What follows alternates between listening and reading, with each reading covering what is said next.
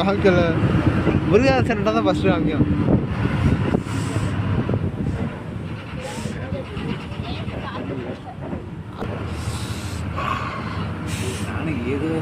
சொட்டு நானும் போட்டு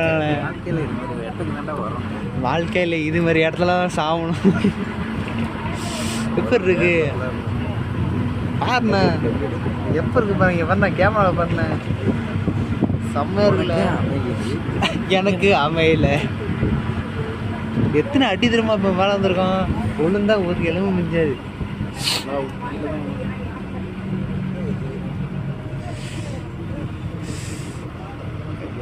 இங்கிட்ட ஒரு ரோடு ஒன்று போதுண்ணே. அது எங்கே போகுது? அது எங்கே போகுது? அடுத்த தடவை வரப்போ பார்ப்போம்.